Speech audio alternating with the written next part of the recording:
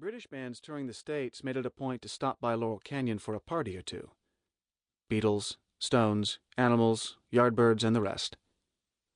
Some never left. The British blues legend John Mayall bought a house just over the ridge from Mitchell's place. It was Brigadoon meets the Brill Building, and the repercussions 30-odd years later continued to pour from radios, iPods, and concert stages around the world. During Laurel Canyon's golden era, the musicians who lived and worked there scored dozens of landmark hits from Sweet, Judy Blue Eyes, to California Dreamin', to My Opening Farewell, to It's Too Late, while selling tens of millions of records and resetting the thermostat of pop culture worldwide.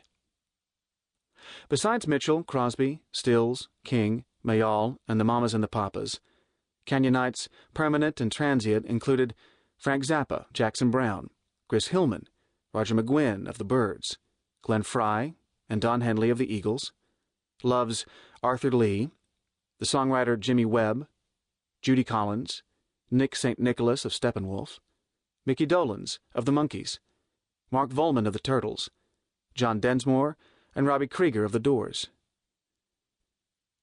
The musicians flocking to the canyon at night, caterwauling coyotes and hooting owls made you marvel that you were only 5 minutes from the noise and neon of the Sunset Strip, constituted an unprecedented breed of incipient celebrity.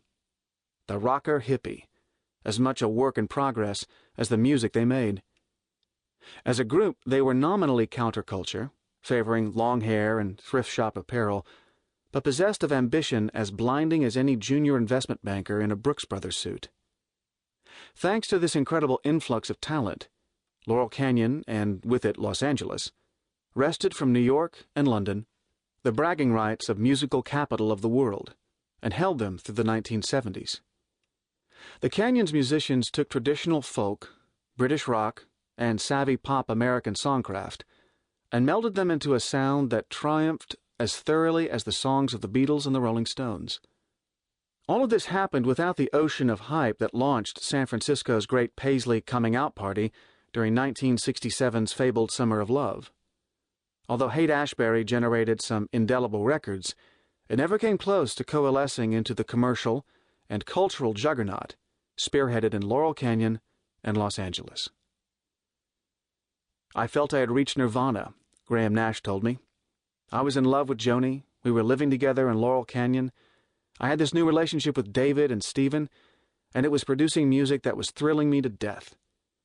To be part of this boiling pot of music 12 hours a day, every day, it was an amazing scene.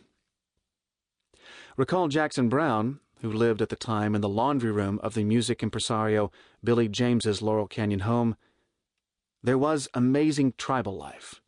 There were houses supported by record companies, groups living with an account at the health food store.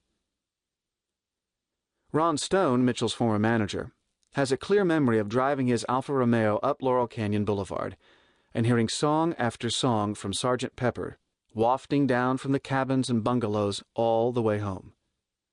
It was a magical time, he says. Laurel Canyon has always attracted blithe, free-spirited celebrities. Over the years, Mary Astor, Tom Mix, Natalie Wood, Orson Welles, and David Niven had lived there. But it never acquired the cachet of Beverly Hills, perhaps because its famous tended to cohabit with infamy. Across the street from Mix's house, a log cabin with a bowling alley in the basement, later to be occupied by Frank Zappa, was a large estate supposedly connected to the Mix cabin via underground tunnel, which later burned under the requisite mysterious circumstances. A 3-room cabin on Ridpath Drive, L.A. Vice dubbed it the Reefer Ranch, provided a suitably scuzzy mise-en-scène for Robert Mitchum's 1948 marijuana bust.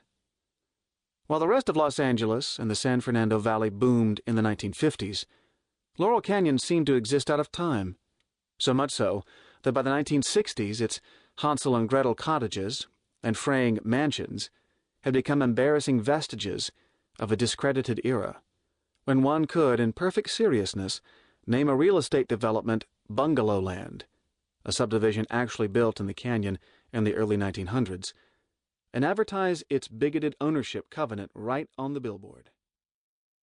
Or, Para seguir escuchando este audiolibro gratuitamente, haz clic en el enlace de la descripción y podrás escucharlo completo sin coste gracias a la prueba de 30 días de Audible.